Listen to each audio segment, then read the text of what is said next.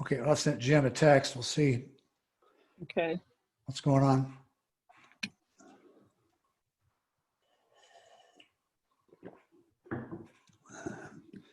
So what's your weather like there? Oh, we got lots of snow. I'll bet. We got, I'll give you a little tour out here, actually. Hold Okay. on, I'm right in the basement.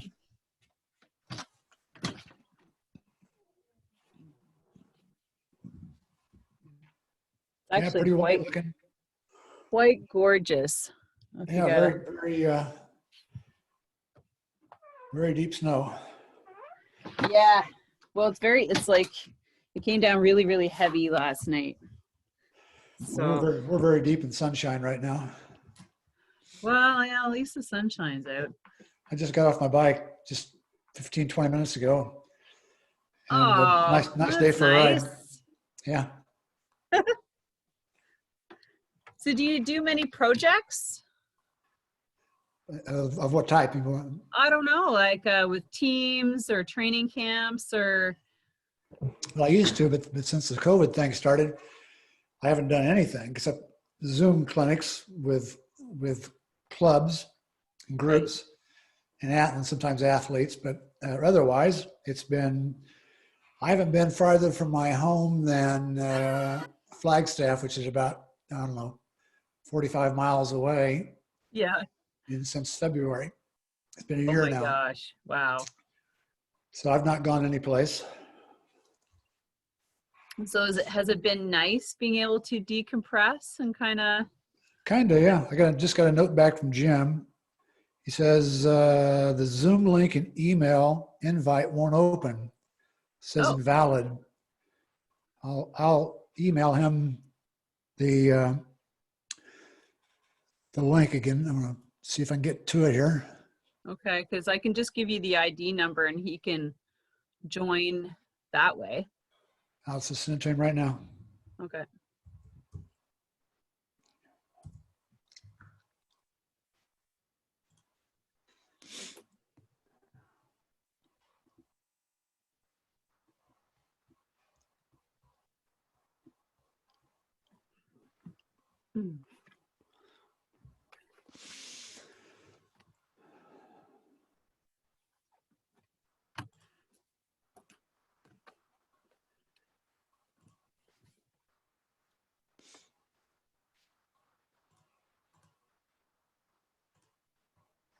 Oh my gosh. Oh my gosh.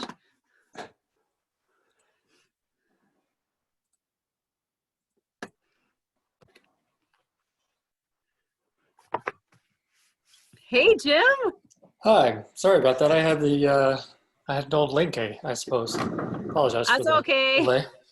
Oh, well, yes, there have been like a couple, we had to move some things around, but I am super glad that you made it. And where are you sitting? My living room in Colorado Springs. Oh, you're in Colorado. Okay, so you guys aren't, well, I'm here in Ottawa, Ontario, or Montreal. That's where my sister lives. Where? In Ottawa? Mm-hmm. Oh, no way. Who's your She's sister? Julie Rutberg. She's a genetic counselor at one of the hospitals. Oh, cool. Is she a cyclist as well? No. I was the only active person in the if family. She's a cyclist, I might know her, but. All right. Okay. So Jim, I just have your description here. So this is how I'm going to introduce you, if that's okay. Sure. I can't remember what it says. How would you guys, I always like to start, and Joe, I have yours. I always like to start with your story about how you got into cycling, like your background. So apart from what I'm kind of going to read, like the first like little paragraph there, I'd really love for each one of you to just you know, talk about your story and how you got into cycling. And then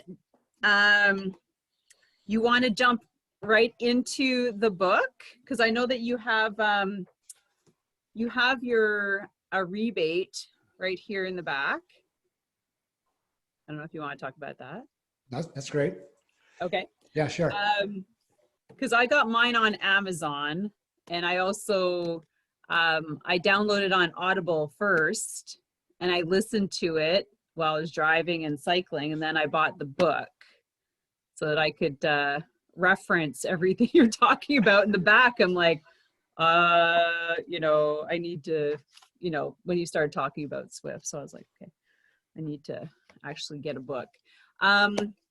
And also, I was gonna get into contribution because Joe, you, I interviewed a cycling club in Sierra Leone, Africa.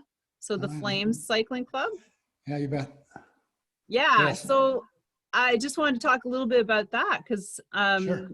when I got their description, they mentioned that you were helping out. I think you sent some of your training Bibles, and Yeah.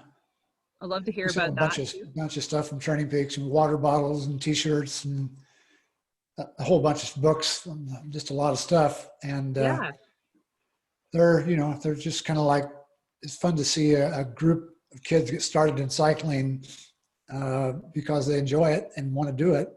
And it's yeah, going to can have a big impact on their lifestyle. So it's a very positive definitely. thing, a lot of ways. Yeah, How'd you find out about them? How'd you find out about Flame, Sylvie? well, it was on a Facebook group, and I was like, hey, because I was looking for people, you know, different people to interview. Yeah. So I'm in this one cycling page, and they do a lot of postings. So I just reached out to them. And then when they sent me their bio, they mentioned you in it. And I was like, oh my gosh, really? And so that's how, and then I don't know how we connected. I think we're linked. We're in the same, like we're linked through LinkedIn. Huh. Okay. That, because I sent out an email at Christmas, like that New Year's Eve or New Year email, and it went to everybody in my network. Huh. And you were one of the ones who responded and said, hey, thanks. So I was like, oh my God. So Jim, just to give you a little background about me, I'm here in Ottawa. I have a women's cycling club for the last 13 years called Cycle Fit Chicks. I started with a spinning studio in 2000, and I closed it in 2009, and I raced for 8 years. I still have the club. I do coaching on the side. I'm getting into online cycling programs. So, and then I started a podcast 2 years ago because I really wanted to add something different, because I interview all types of people who have anything to do with cycling. You could be cycling for a cause, you could be a club, you could be coaches like yourself, book authors, just regular cyclists. So yeah, and then I got you guys. Look at me. I feel very, very fortunate and grateful. As do we. We're happy to be here. All right, yeah, and then if we have time, there's just one thing I was going to, because of course you guys write about performance.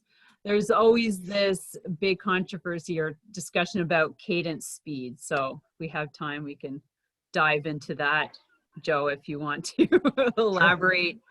90 RPM, 80 RPM, which Sure. one's better? You know, lots of discussions about that on different pages as well, especially when people are sitting on Swift and they're like, you know, I feel comfortable at 65. I'm like, but I guess you have to decide how long you want to take to get done. But anyways, okay. So is that okay, guys? Yeah, you bet. Okay. Sure. Perfect.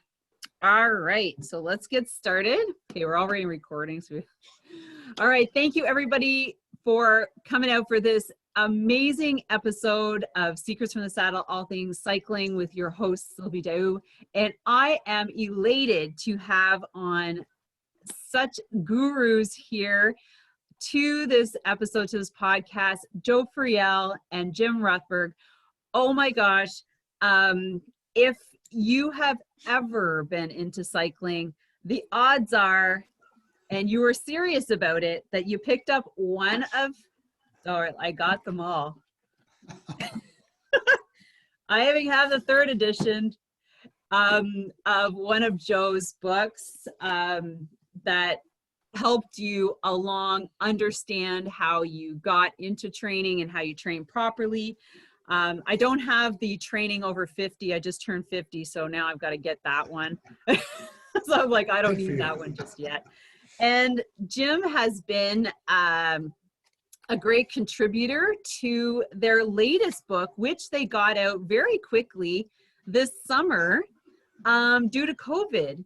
And I'm going to tell you guys, before I give you each one of their bios and bring them in, I was sitting there in the fall, and I was looking at Swift. I'm like, I didn't want to be brought in like under the FOMO of everybody else training and getting on board and just doing, just riding ridiculous miles. I want to do it smartly. As a coach, it's always like, you train for a purpose. And I saw this book on Audibles and I downloaded it, and I want to tell you guys that you inspired me to really jump into Swift, but the right way, I find, which is training with a plan and doing, doing your 80-20, endurance based building and your intervals. And anyways, for me, I just want to thank you for putting this together so quickly this summer. Did you guys do it like really quickly this summer? No, we didn't. This was an idea I had 2 years ago. Oh, no way. We've never even heard of the word COVID, I just realized one day I was going through, I think I was training indoors one day. I came back inside and realized I hadn't seen any books on training indoors. I wonder if there's anything like that. And I started shopping around, didn't find anything. So I thought, hey, this might be a good idea for a book to fill a gap that's open right now. So, I started working on the project 2 years ago, and Jim came on board. Jim came, when was it, Jim? Late 2019 or thereabouts? Yeah, right about the first of the year in 2020. So a few weeks literally before we ever had heard of COVID. Right. So it was something we were not even aware of. It was just something that came later on. We just made us look like we were geniuses by writing this book all of a sudden to fit the situation. It wasn't that way at all. I was just like, wow, what timing that you guys put this together. And it seemed like really quick just when I went through it. So here I'm going to introduce you to Joe and Jim. So Joe is a lifetime athlete and has master's degree in exercise science. He has trained and conferred with amateur to professional endurance athletes from a wide variety of sports since 1980. Based on his experience, he co-founded Training Peaks, which is another platform that I'm certain everybody is familiar with if you trained with a coach, in 1999 with his son Dirk and friend Gear Fisher. He currently coaches only a few athletes. He lives in beautiful Sedona, Arizona. And I was just saying there's another reason why I should go to Arizona or go back to Phoenix. And he has regularly takes them to coaching seminars around the world, which is not so much right now. So he does a lot of stuff from his house. Joe's philosophy and methodology for training athletes is discovered over the last 40 years and is based on a strong interest in sports science research, hence all his books. And then we have Jim. Hold on here. Jim is the owner of Rutberg Communications, and has been athlete, coach, and content creator focusing on outdoor sports, endurance coaching, and cycling events for more than 20 years. God, you sound like me. I must have started right like in 2000. He decided. He has a media director and coach for CTS and co-author with Chris Carmichael, The Ultimate Ride and Food for Fitness. And he has now joined with Joe to put together this amazing book, which is one of the things we will be talking about. But welcome, guys, to the podcast. I'm so blessed to have you here. Glad to be here. Thanks for inviting us, Sylvie. Looking forward to it. Yes, thank you.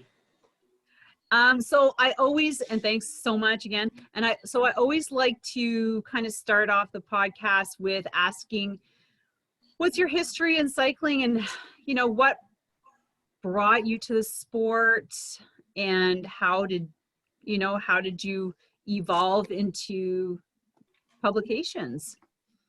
Joe, you want to start? Sure. It's a long story. So I'm just going to hit the highlights. Okay, perfect. Early 1970s. You realize I'm pretty old. This goes back a long ways. Early 1970s, I was playing racquetball with a close friend of mine. He was a very good racquetball player. He was a former quarterfinalist in NCAA tennis. So his hand-eye coordination and agility and such was excellent. But I found if I was good, that toward the end of an hour, he started fading. So I realized if I just got in better shape, I could take him beyond an hour and I could kill him. So I decided to start training. So I started running. This is early 1970s. The running boom was just beginning. That led to running marathons. That led to me opening a running store in 1980 in Colorado. That led then, people I hired to work in my store, some were triathletes. They talked me into trying triathlon. The next thing I did was 1983. I bought the bike store next to my running store, took down the wall between the two, had the first triathlon store in the world, which the world was not ready for. And then I discovered my son began bike racing. He was about 12, 13 years old when I opened the store. And he started bike racing, and I kind of liked seeing what the fun he was having. So I started bike racing also. So I was doing running races, triathlons, and bike races for many, many decades, actually.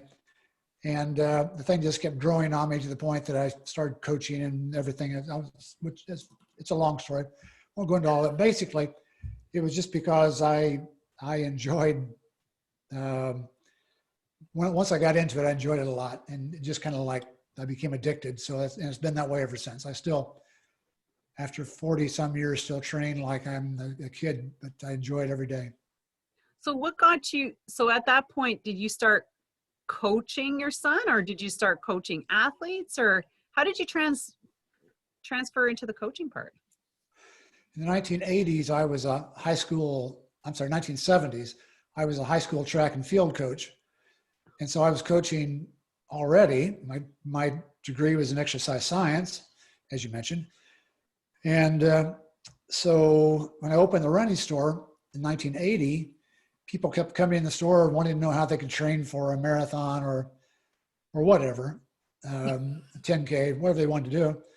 And I would give them advice while I'm selling a pair of running shoes. And the next thing I know, they were asking me to write down the plan for them. And I'm starting to take a lot of my time telling people how to train when I could be selling shoes.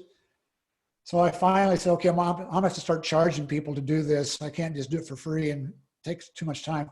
So I decided, okay, I'll charge them $5 to write them a plan. And I thought that for sure will keep them away. And of course, I did not keep them away. That brought more people in for $5 a training plan.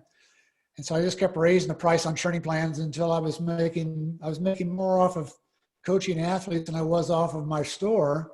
And so in 1987, I decided to get out of the retail business and just start coaching. And so it was this long, again, very long process of all kinds of things happening, but I was just like, it was the right place at the right time, essentially. Cool. Well, we'll dive into the other stuff after we hear from Jim. So Jim, how did you get into it? Pretty much from the bike racing side of it. I was a bike racer through high school and college, and Okay. tried my hand at racing full time, and was somewhat mediocre, and ended up really in an internship out in a coaching company in Colorado.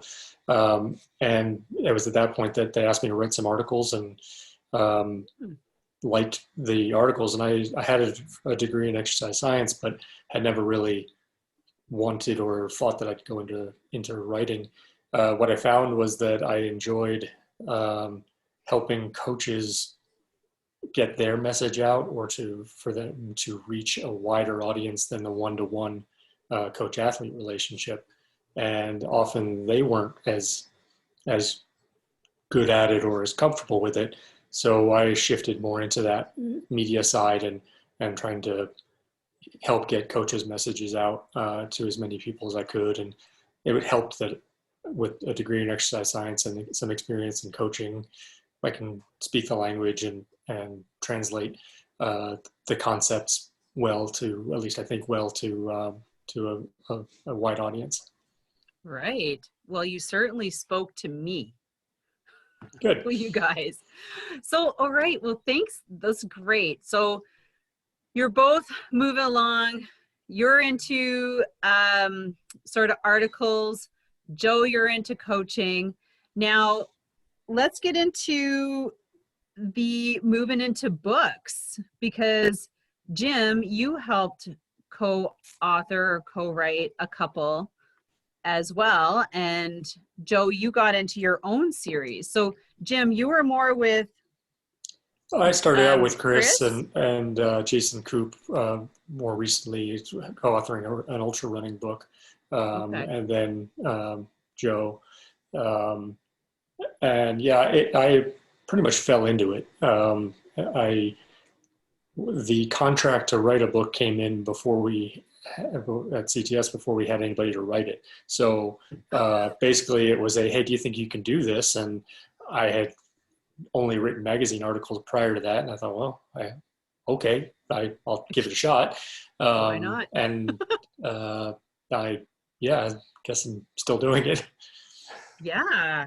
Wow. And so Joe, what made you decide to put together like these volumes of material? Like these are detailed, and you got like editions.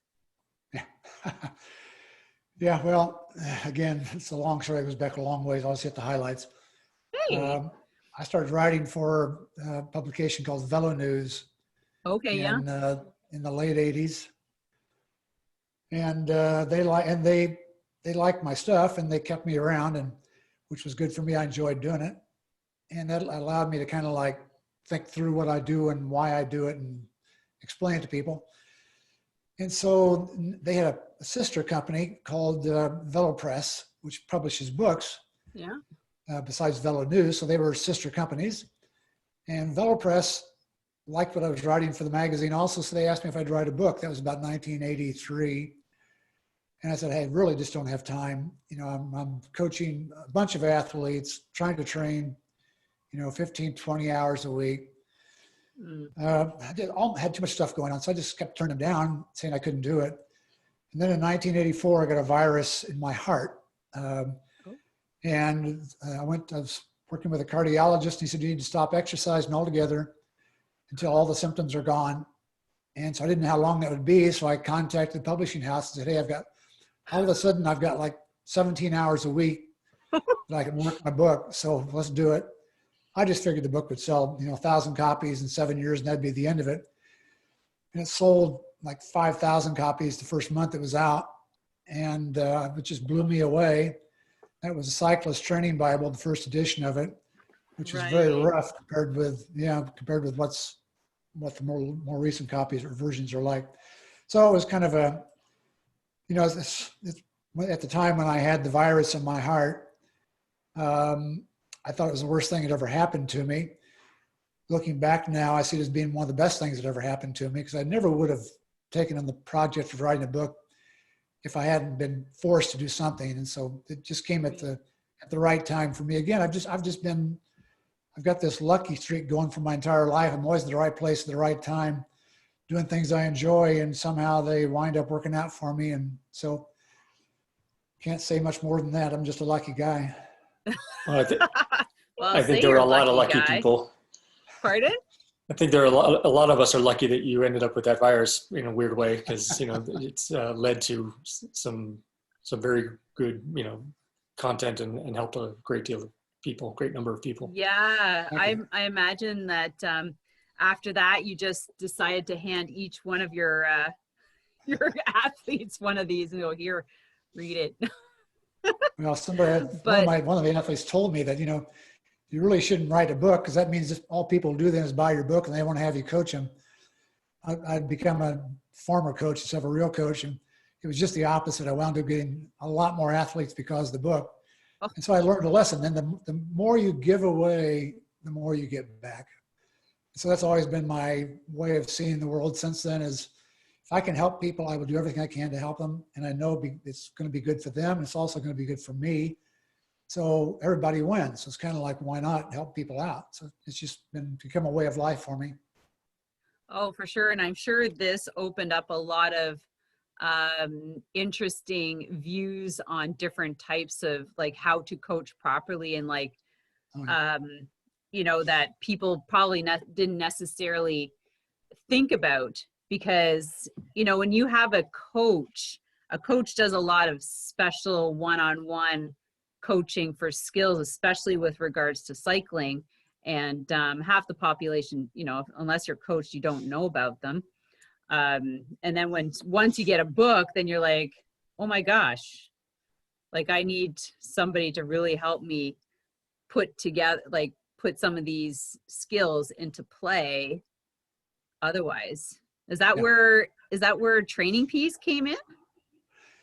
Yeah, Turning Peaks came in because I had a coaching company throughout the 1980s, 1990s. And my son joined me as he was racing pro in Europe in the early 90s into the mid 90s. And he kind of retired from the European circuit and started racing in the US and joined me as assistant coach in my coaching company. Mm-hmm. And he realized about 1999 that what we were doing as far as communication with our clients was pathetic. Basically, it was like using smoke signals or something. It was terrible. So he said he thought he could come up with a much better way of doing this. And so he came up with this idea, which was an online way of communicating with athletes. And that was 1999. And that became Turning Peaks. And it just grown ever since. And now we've got something like 400 employees, and we've got clients around the world, and it's gone well beyond what either of us thought it could possibly ever become. Right. Now, there's the new generation right there. Dad, we need to do something more efficient than what you've been doing so you can help more people. I think I've got it. Yeah. I'm glad I brought him on board. Again, at the right place at the right time. The internet is just getting started. The websites are just beginning. Oh, yeah. And we opened a website, and we had to make all kinds of decisions on how we're going to do this. And we happened to make the right decisions all the way through. And the thing is went gangbusters after it opened up. So that's true. Because lucky guy. When I started my studio in 2000, there was like email lists going around, word of mouth. That's it with regards to, and I remember using Training Peaks myself when I was heavier into clients, and I used it for my clients and creating programs. And also my coach who was coaching me used it, and he sent, so it's just like a lot of, Good. I love that program. That Thank you. platform was cool. The growth of Training Peaks, I was at CTS at the very beginning of that company in 2000 as well. And the Training Peaks and CTS sort of grew at the same time. And for a period, we were both doing software and coaching. And a couple of years later, it became very clear that Training Peaks had the software done right, and we were not really keeping pace, and had a soul searching moment of let's let Training Peaks handle this, and because they had device integration figured out and we didn't, and we decided to focus on coaching development or development of coaches, and so the companies kind of split from there, and then actually came back together a couple of years after that, and all of the CTS coaches use Training Peaks as the platform that they coach their athletes on. What's CTS, Jim? Carmichael Training Systems was one of the one of the Carmichael early Training Systems. Okay.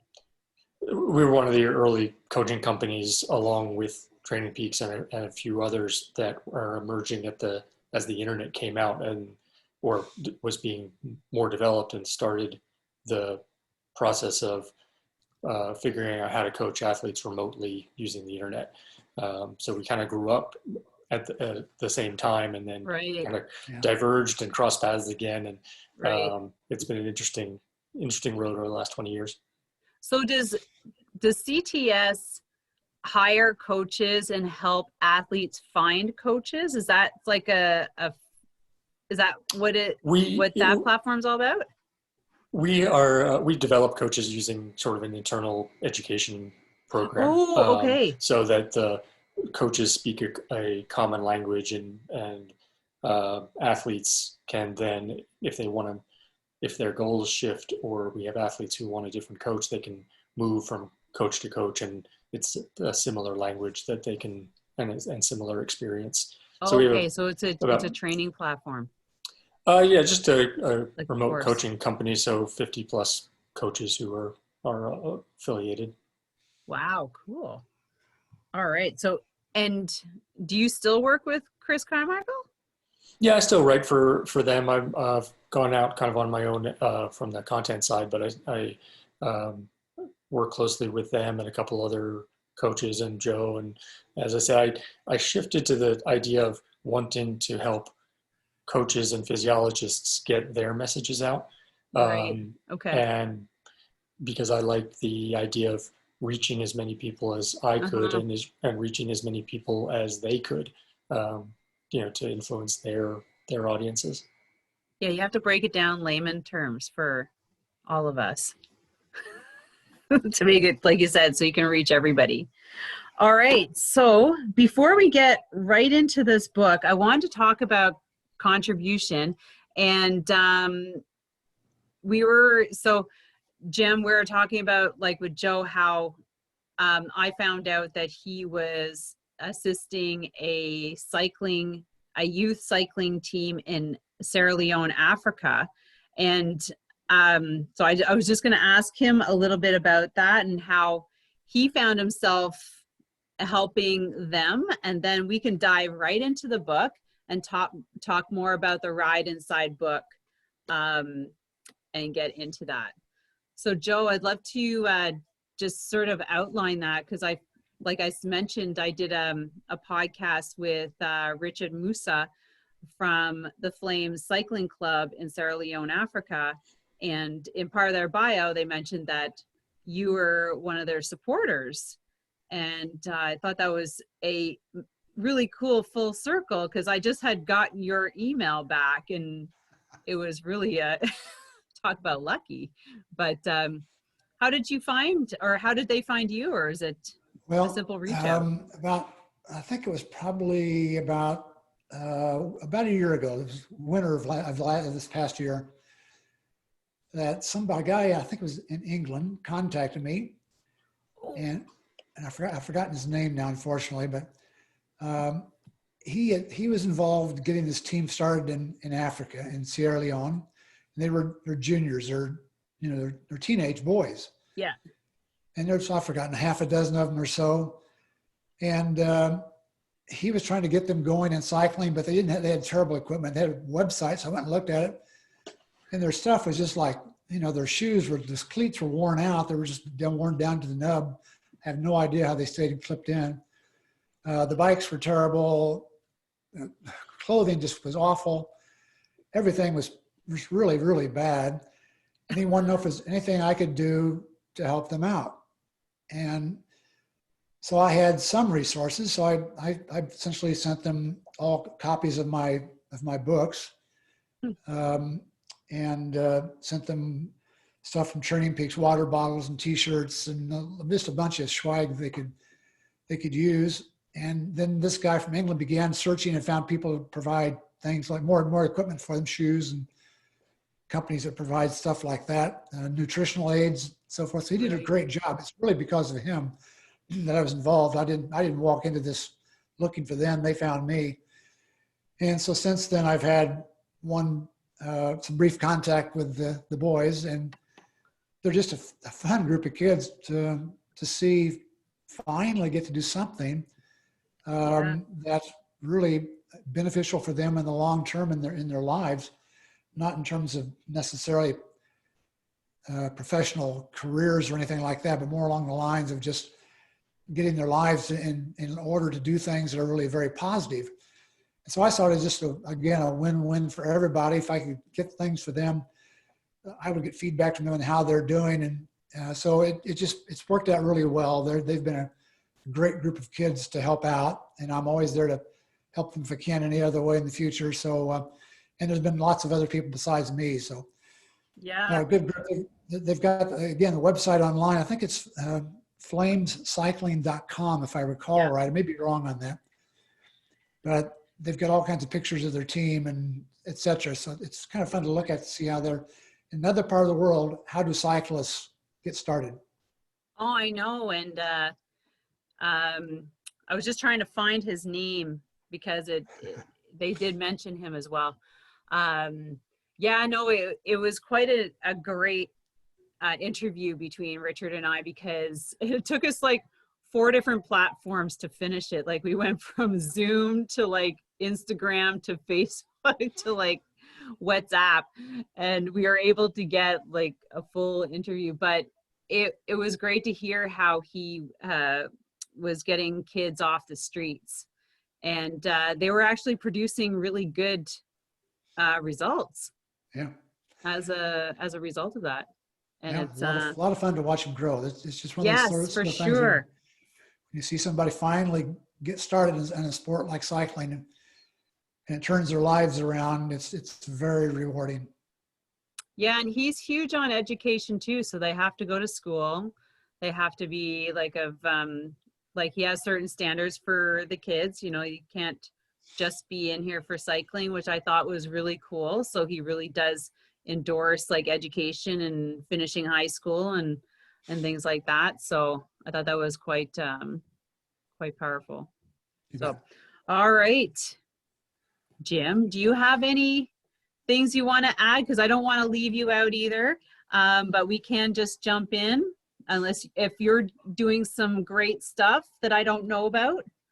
No, I'm just busy raising 2 boys and trying to stay active on my own at this point. So I think we can jump right in.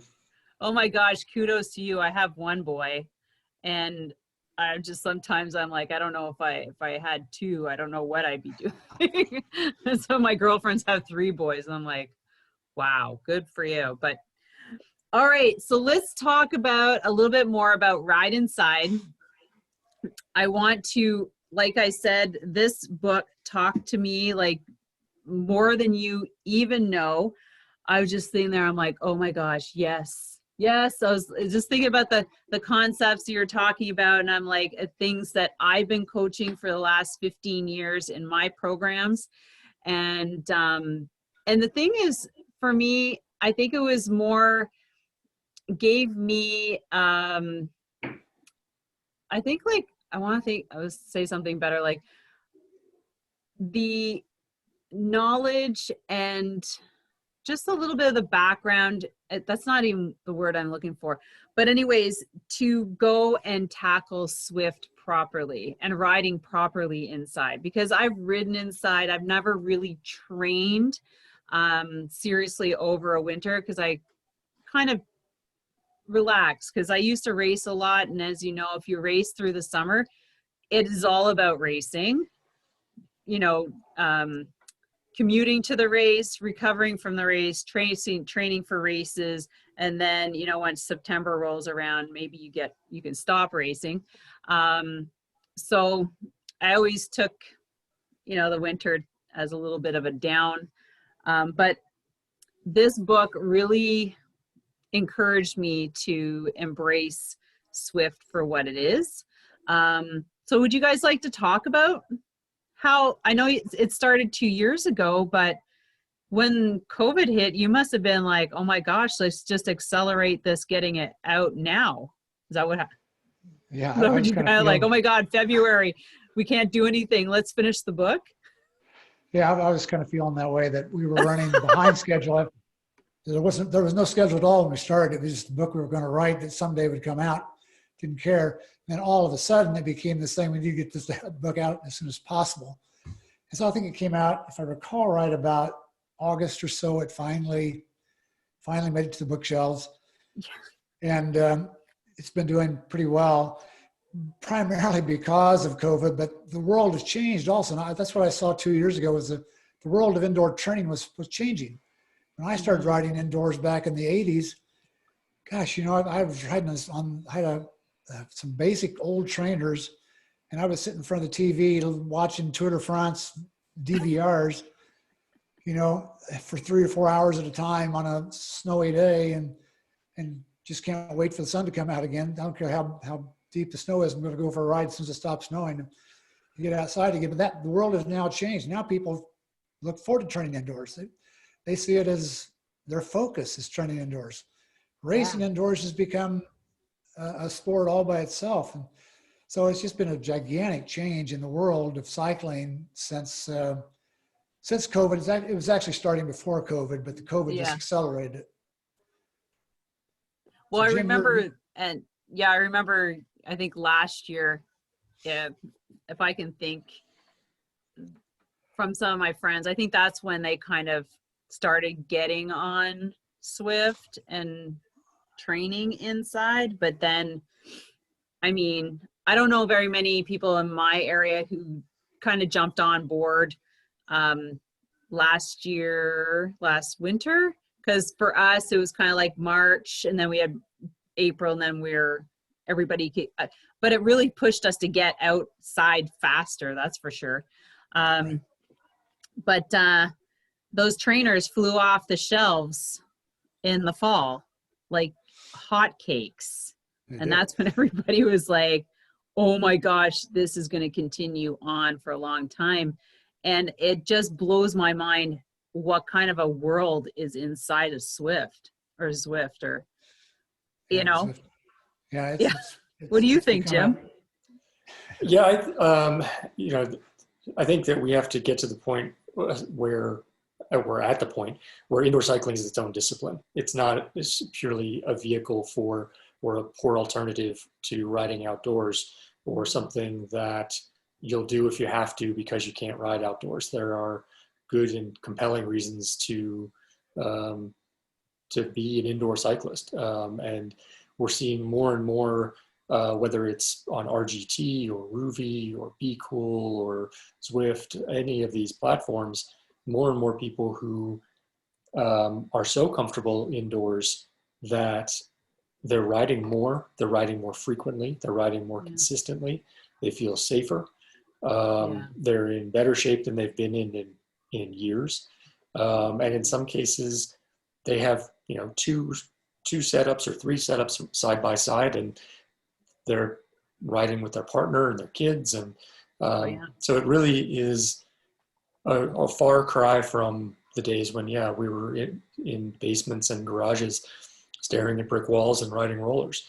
And I think in the grand scheme of things is reducing the barriers to entry for outdoor activity as well, because the old group rides and events, there's a lot of intimidation that goes into, am I fit enough? Am I strong enough to go out and do the group ride, to enter that triathlon, to enter that bike race? And with easier access to training year round, people, I believe, have that confidence. And we're seeing, even from the Peloton side, which is an entirely, a different avenue into cycling. We're seeing those people get out and transition into outdoor cycling and outdoor triathlon. Yeah. Oh my gosh, for sure. And I think you hit one thing you said was a safety factor. I don't know if it's just been lately or the last year or two where where there's just been more accidents, and I don't know if there's as many before, but they're certainly in the media now, which scares a lot of people to not ride outside. I mean, last year drove sales for bicycles like through the roof, so there's way more new cyclists on the road too, and that proved to be interesting. You had more accidents on bike paths and things like that, or recreational paths, not bike paths, but recreational paths or multi-use paths. And then just the transition of those beginner cyclists inside, you know. And so what do you think about it, Joe? Like, great opportunity to bring this, like, how do you feel like the book is being received? Or yeah, the feedback I've gotten from readers is that it solves a lot of questions they've had. Yeah. About how to go about training indoors. Part of the problem, I think, with indoors is you can race every day if you want to. On the road, you can't do that because there aren't races happening every day. But you can race almost daily, year round. And so some people are actually racing too much now because of it. They're pushing themselves to their limits too often. I follow a lot of people on Twitter who ride indoors, and I'm always seeing things about they're just blown away by how great their numbers are. And the biggest number they talk about is how many races they've done. That's like one of the favorite topics, is how much racing am I doing, and what's my normalized power been, and how many TSSs I've been creating. And so I'm just a little bit concerned that people are going to be pushed to the edge from indoor training. And it needs to be treated much the same as we do outdoors. Outdoors has evolved into something which is beneficial to the athlete because there aren't daily races. There are races they can train for, but it's not something they feel compelled to do on a daily basis. But right. Indoors, sometimes they feel compelled to do it. So that's my greatest concern with it. It's a great device, a great tool, but it can be, as with most any devices or any tools, it can be overused also. Do you see another edition coming out just based on that? Do you think you could put out a book? No, seriously, because I totally agree with you. I mean, I love recovery days. Not too many people say they love recovery days or feel not guilty about taking them. I totally love them. Maybe I overuse them, but the thing is that I'm not burnt out. I'm not injured. I'm not like, I'm still, do you see a trend that you can work with based on what you're seeing for you guys? I'm doing lots of clinics right now for cycling groups, triathlon groups and cycling groups online. And this is one of my favorite topics with them, is making sure they get enough rest and recovery and sleep and all that sort of stuff. Because having coached athletes and been around lots of really good athletes for 40 years, one of the worst mistakes that age group athletes make is they just don't get enough rest and recovery. And they try to make every workout too hard. And so that's one of my topics I have to always bring up with groups, is you've got to do what you can to keep things under control. And here's how you do it. And so I go into this long rigmarole about what's the key to making sure you keep this under control. How do you do that? And we get down to all the details and nitty gritty of training so that people don't drive themselves to their limits, because that sometimes causes people to drop out of the sport. They get so involved in doing this that after a while, they're just burned out. They're just fried. Yeah. They just can't keep doing it. And they realize they can't do it anymore, and they hate it because of that. And the key to, as you mentioned, the key to longevity in the sport is rest and taking it easy. I have to slow my wife down from time to time. We went for a ride together today. And we started out, I had to tell her to slow down. You're working way too hard. She tries to make it into a race, you know? So that's No, that's everybody. an unusual comment from a guy. I make the same mistake. So it's just the way we are, just the way we are. And we have to be told to back off. Mm-hmm. But you really can't go hard all the time. Oh yeah. So yeah, there's certainly a book there.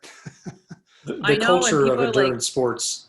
Oh, go ahead. Yeah, because you do the endurance sports stuff. So yeah, chime in. The culture Jim. of endurance sports is very good for sort of type A personalities, because I think it shows them that the benefit of rest. Finally, they may have to hurt themselves before they get there, but it helps to make people see the concept of rest differently, and then hopefully apply it to other areas of their lives, career, relationships, all of these things. Unfortunately, and Joe knows this, very well too, it's the boring stuff that, it's hard to sell somebody on the fact that you need to sleep more, but that's honestly what's very effective. Oh, yeah, I'm with you. It comes down to two types of workouts. As Jim mentioned, there should be boring workouts, and lots of them.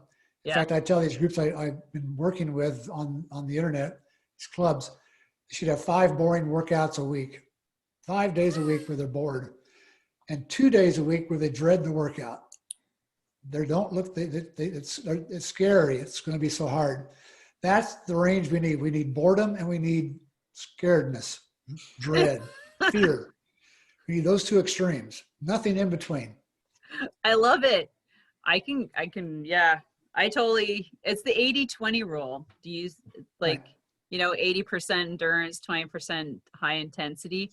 And I'm like, no, it's not the other way around. It's like, you go out and do all your intense rides and your race, and you're like joining these group rides, and you're, tapping out the most of the time. And that was my fear, is like, if you start joining these rides, and what a group ride's like, it's never zone 2. Like, come on. Like but that's one of the benefits of indoor cycling, is that you have your, especially with the smart trainers, you have ergometer mode. And if we really have athletes who just will not turn off that aggressive side, you put them on erg mode, and the trainer's limited at 180 watts, and that's it. You can pedal as fast as you want. It's still only going to be 180 watts. And you often don't have to do that very long until they finally, they adapt and realize, okay, now I see what I'm supposed to be doing and how this is supposed to feel.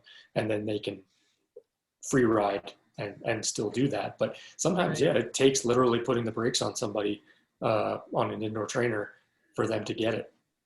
Yeah, I didn't invest in a smart trainer this year. I invested in power pedals.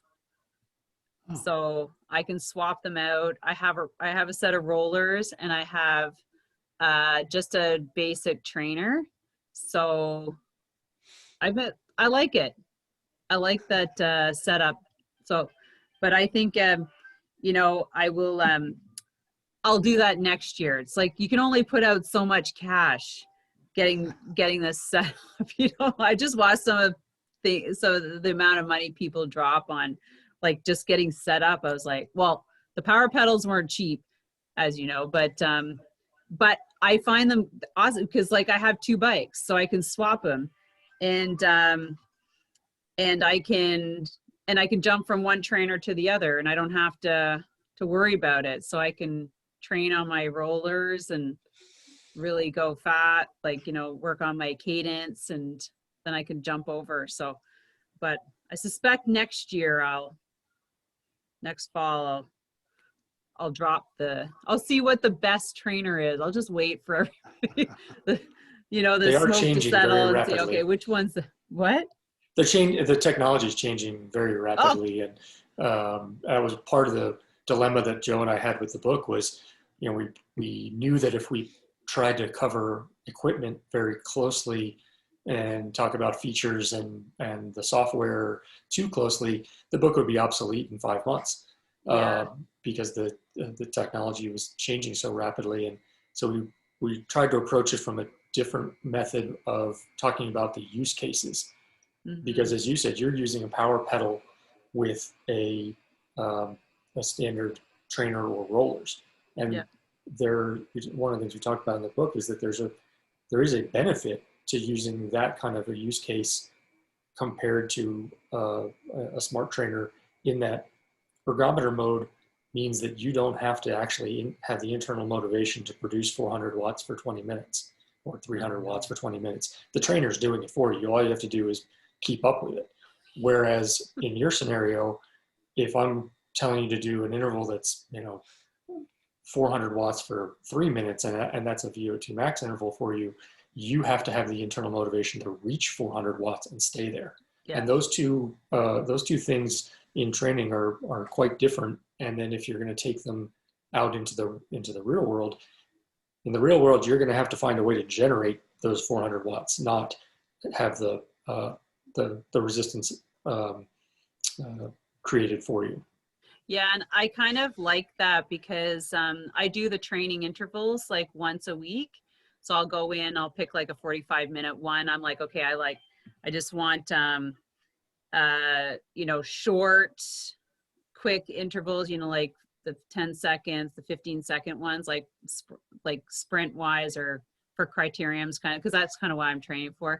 And I like the fact that I have to generate the power output, and I can see like how hard I can put out like the power, and try and match it all the time, and not without having it generated for me. Like you said, I like having that flexibility, I guess.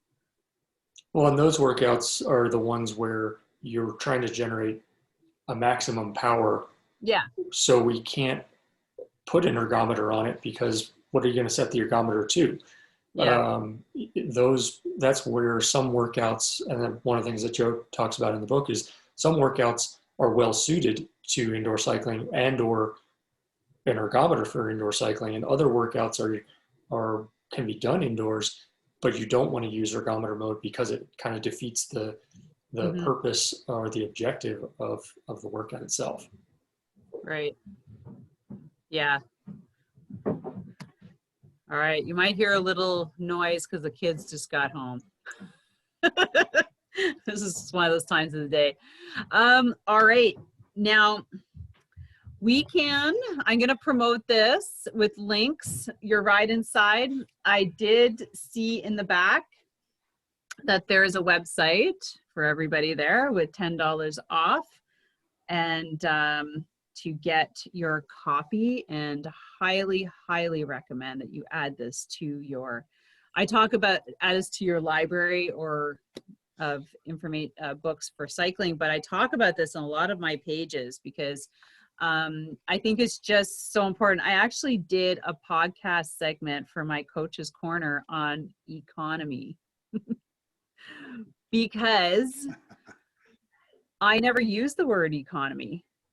And it's funny because I did a segment with Hunter, and he talked about economy. So we're talking about efficiency versus economy. And he actually, because I interviewed him 2 years ago, and he was talking about like the whole Swift, how it's like, taken off. And it was just funny how that conversation and this COVID and how everything just sort of imploded or inside. But so I found it very interesting because I use efficiency, the word efficiency, so much with regards to cycling power, cycling pedal stroke. You guys want to talk on that? Because I just found it so bad. I had to read it over a couple of times just to make notes, but I totally understand it. At first I was like, what? It sounds so weird to add it to verbiage for cycling, but I get it. Yeah. Yeah, it's really very simple. There's three things that define aerobic or endurance fitness. If you're an endurance athlete, there are three things that define your fitness. Athletes are very vague about what fitness is, and that what it is, and most athletes are already familiar with the first thing: VO2 max, aerobic capacity. Very familiar with that. Lactate threshold or anaerobic threshold or functional threshold. This is kind of a broad category, which all kind of revolves around on a RPE scale of 0 to 10, around a 7. You know, kind of hard. You could hold it for an hour if you had to, but wouldn't be comfortable at all. That's another marker of fitness. It's a percentage of this one.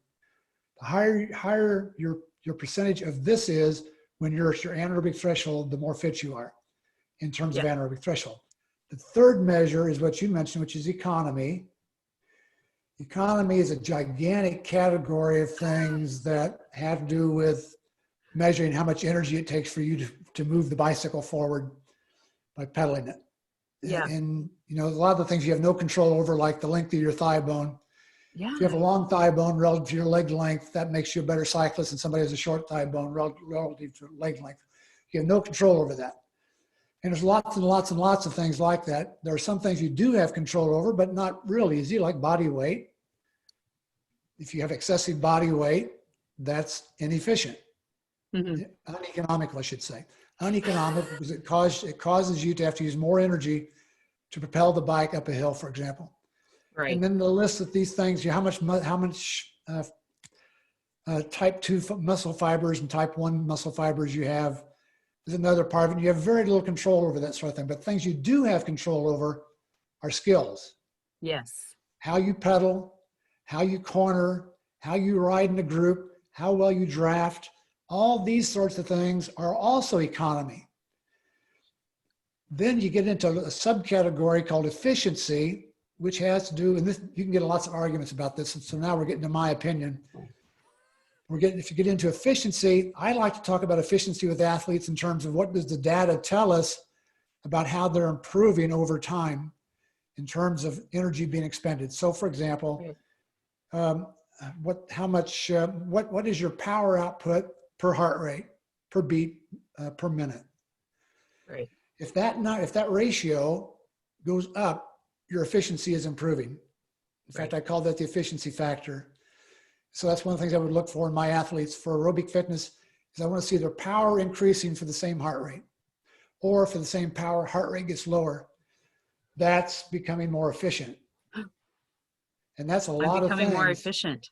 Yeah, that's one of those things that you have control over, but it's because you learn to train right. So you wind up doing lots of 80-20, lots of 80% workouts. Yeah. You do lots of things around your aerobic threshold, and that improves this ratio of heart rate to power over time. And so that's one of the key markers for aerobic endurance. And the sport we're talking about, so road cycling, mountain biking, triathlon, etc., they're all aerobic sports. There may be anaerobic episodes that determine the outcome, like sprinting for the finish line, climbing a hill. Those things determine the outcome. Hold on. Just hold that thought, Joe. Just a second.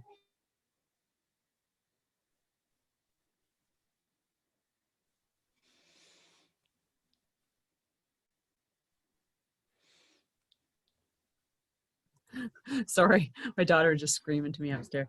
So, okay, continue. I recall those days. Yeah, so you can improve your skills. You can become more efficient. So you can learn to pedal more efficiently.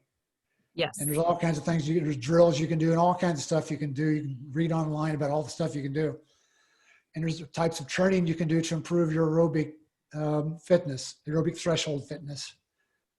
So there's this, it's a gigantic category of stuff that the athlete can do that'll make them more fit. Unfortunately, athletes never get beyond VO2 max and anaerobic threshold. That's as far as they go. They think that's it.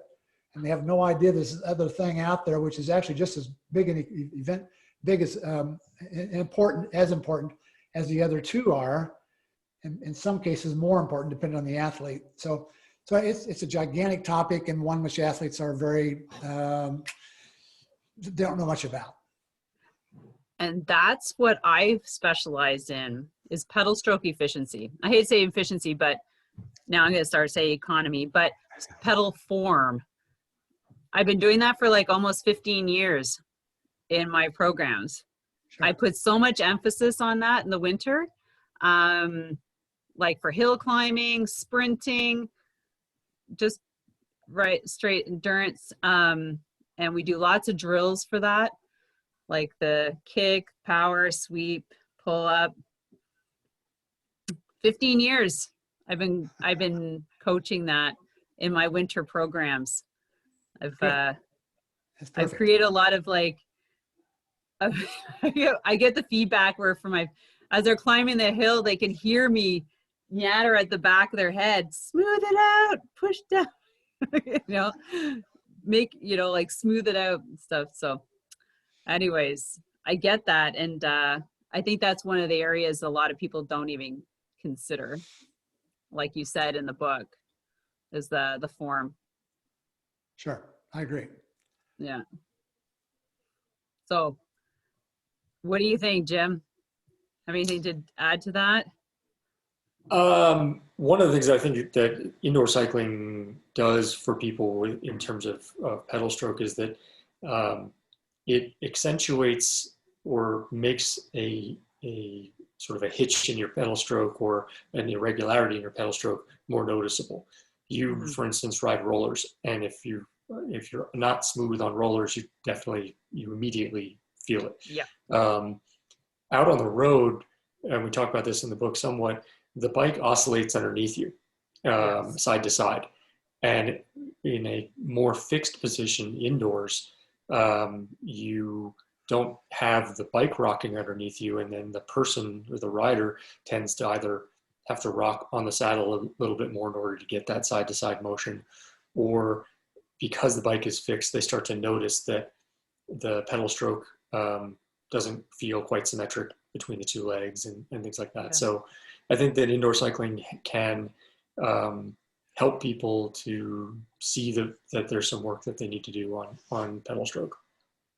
Oh, for sure. And there was one thing that you guys mentioned in the book that I was like, what? But the more I thought about it, I'm like, yeah, that totally makes sense.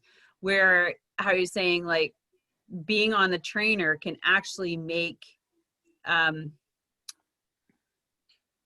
decrease your pedal stroke efficiency with creating like not gaps, but using excess energy. I wrote it down. I was like, oh my gosh, stop on that part. But can make you less efficient because you're expelling more energy, because it's not as smooth as it is. Like, how you sit on your trainer, you can just like, it's like the cyclists who feel comfortable at 60 RPM, they're just like pedaling down like this. They're not, bringing it over the edge. And you mentioned that in one of your chapters. I was saying that how it can hinder your performance. Yeah, as Jim mentioned, there's one of the downsides of riding inside is you can get really sloppy. Yes, and there you go. Sloppy. It'll show up if you spend the entire winter inside. It'll feel really weird when you get on the road because you've developed these bad habits. But at the same time, the trainer also offers the opportunity to improve your technique quite a bit also, because you don't have to worry about traffic, stoplights, cornering, et cetera, et cetera, et cetera. All these things that go into on a road ride, you can eliminate all those things now. And now you can focus on your pedaling technique. You can put your entire thought process into making sure you're pedaling smoothly. And there's all these drills you can do, as you've mentioned some already. There's all these drills that can be done to improve your pedaling technique. And you can do these things indoors to become more efficient. So when you get back on the road, you're actually better at pedaling the bike than you were before if you spent the entire winter indoors before the winter started. So there's some upsides and downsides to training indoors, as Jim mentioned.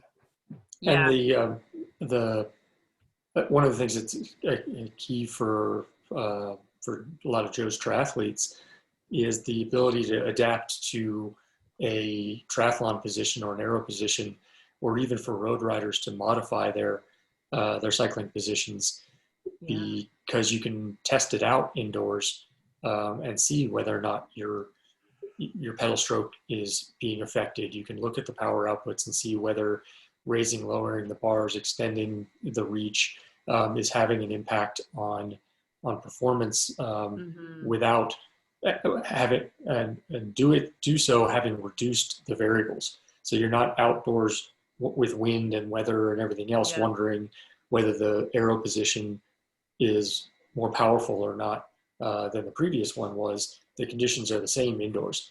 So you can make these modifications and adapt to them. The downside being, as Joe's pointed out on previous podcasts, is that you can again get sloppy and raise up out of your triathlon position in order to generate more power, and there's not really a penalty for that indoors. But then you see that penalty when they go outdoors, and now they can't actually produce that power in the aero position. Oh. Someday that will be built in to trainers. See, I'm waiting for the next version Next that's going to come out next fall, which is going to have all those extra bells and whistles on it. Well, they've already got, Jim mentioned something a while ago about the bike moving underneath of you while you're riding, sort of thing on the road, but indoors it's locked in place. Well, now we've got these devices for indoors that allow the bike to move side to side. So you can actually begin to experience somewhat more like the road. He's really right. We're not to a place yet where the trainer or the app knows that you need to be in an aero position to be as aerodynamic as you can. It doesn't know that, but someday that'll be part of it. They'll use the camera on your your device, computer, to record where you are right now. It'll look at your position, decide how much drag you're creating based on where you are. We'll have that. All the stuff that we can't imagine right now. In a couple of years, we'll have all this stuff. It'll just be unbelievable, the stuff that we're moving toward. There'll be no more cyclists outside. No, just kidding. Probably not. And the apps are already evolving to include braking, for instance, and some of the new indoor bikes, the one from Stages and Watt Bike and the one from braking. They're including the equipment necessary so that when the app is ready for it, you'll be able to use braking to communicate with the app as well as steering, and in some cases a different way of shifting. I know the Stages bike, for instance, you can tell it what cassette you have on and program it so that it is shifting as if it were an outdoor bike. I don't know if I want my bike shifting for me. As much as that some people really like that, I'm like, I don't know if I'm going to go there just yet.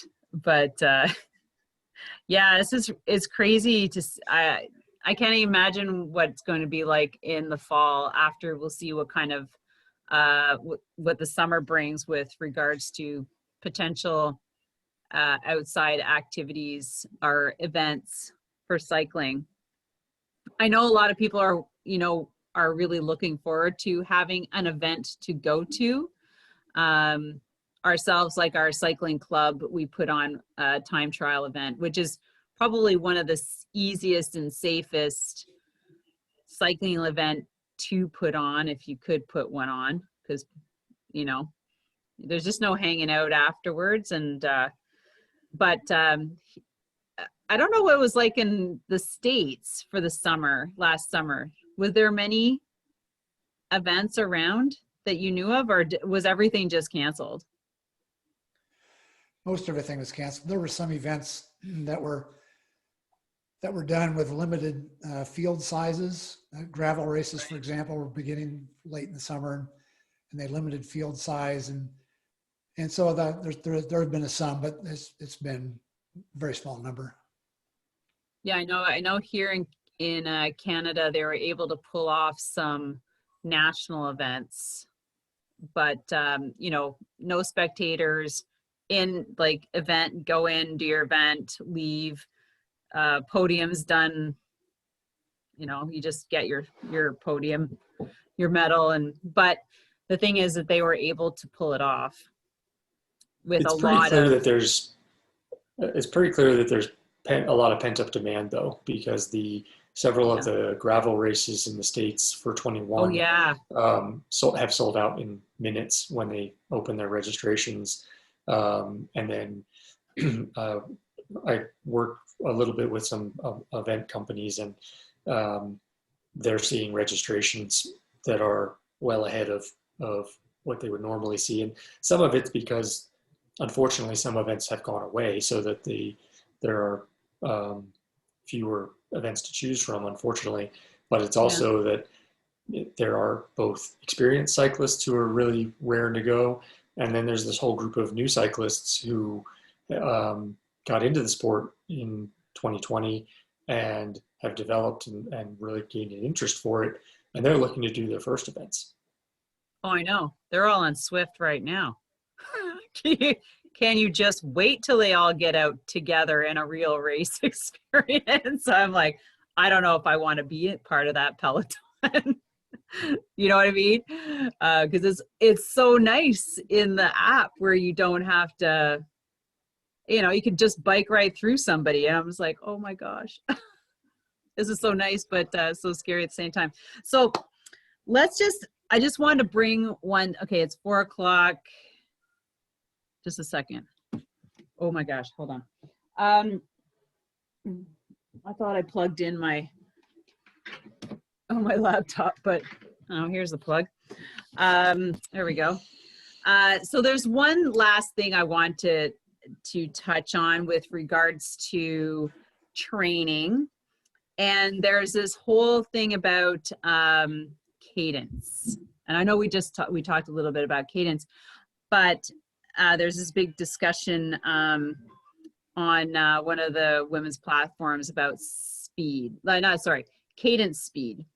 And I would say 90 plus is the place to be. I love your opinion or feedback on cadence speed as you guys are coaches. I push the 90. Well, a 90 is a good number, but everybody's not efficient at 90. Yeah. Some people are very inefficient at 90, so they're wasting energy, so they're becoming less fit. Let me put it this way. The way I've always thought about this is every individual is unique when it comes to cadence, and every individual has a range that they're comfortable at and that they're economical in. They can change that range if they work at it.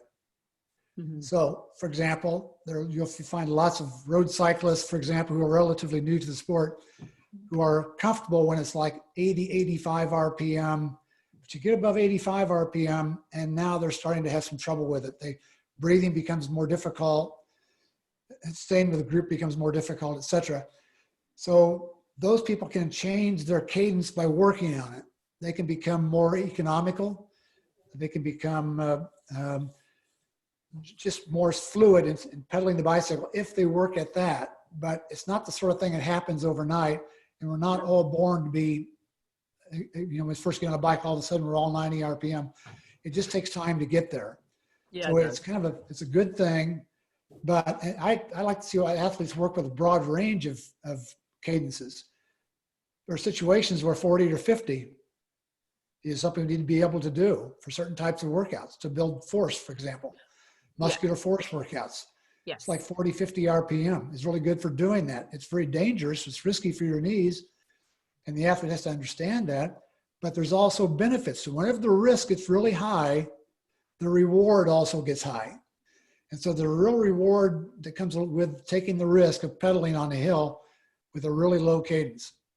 So that's not bad. It's bad for some people, but it's primarily because they haven't adapted to that range yet. They're more comfortable around 60 to 80. Then there are people who climb at 115, 120 RPMs. And, you know, they feel very comfortable doing that. And then it's quite economical for them. More power to them. So we've got this really broad range of possibilities. I would like to see an athlete be able to have a very broad ability when it comes to cadence.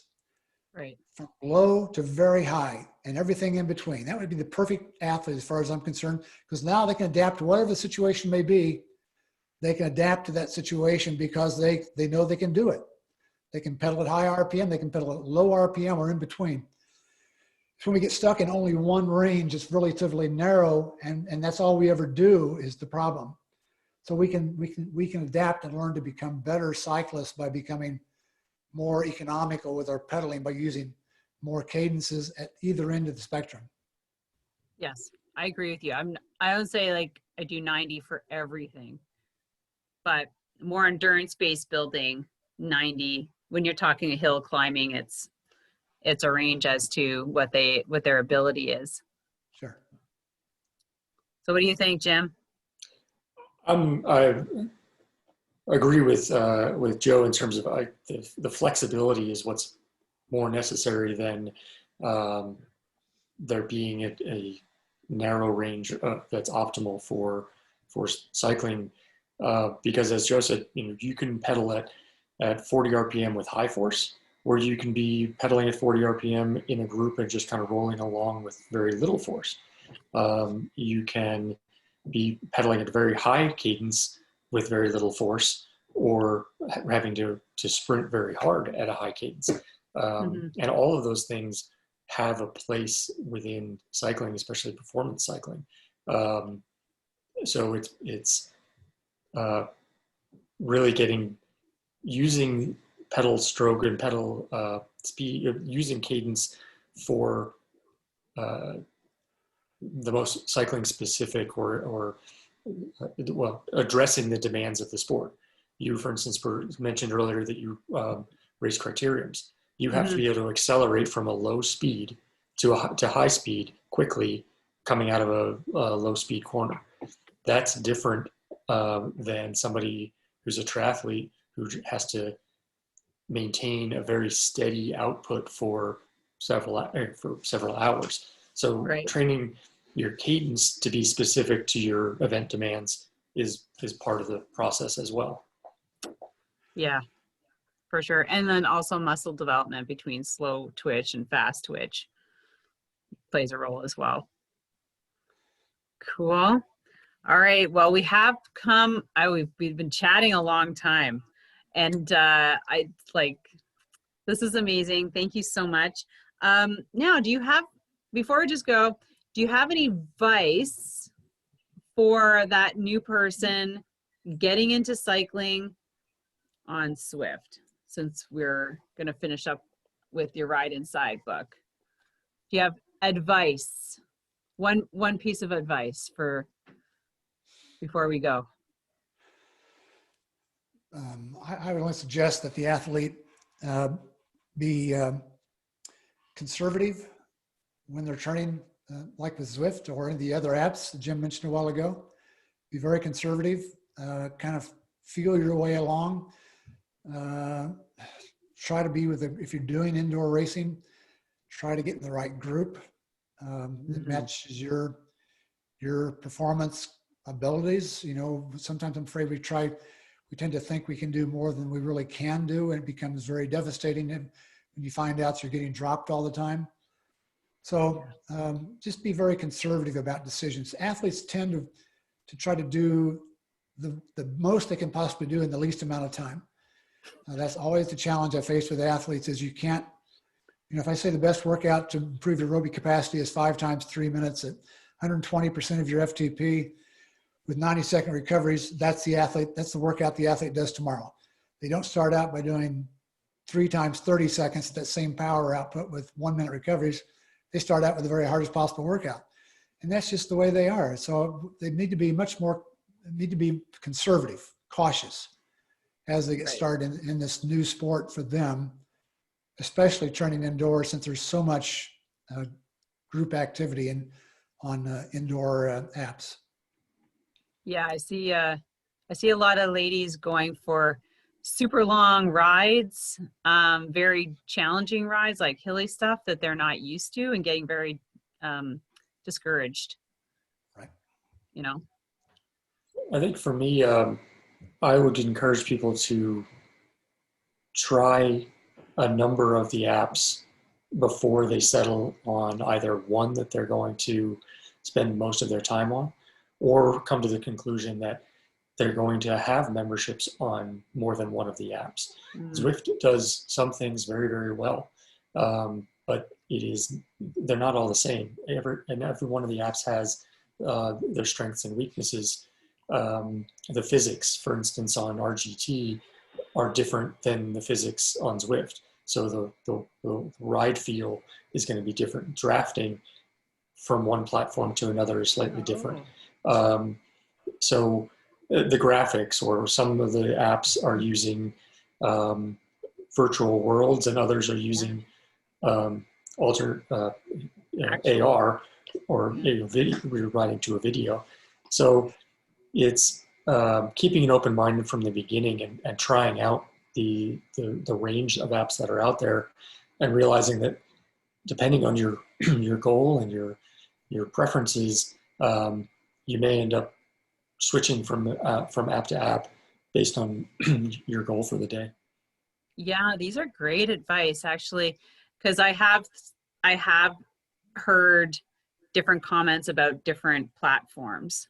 Like, I guess, and it also depends on what you're looking for personally, because some people just like to ride in, like Ruby apparently is very, very beautifully, like, great graphics and actual places.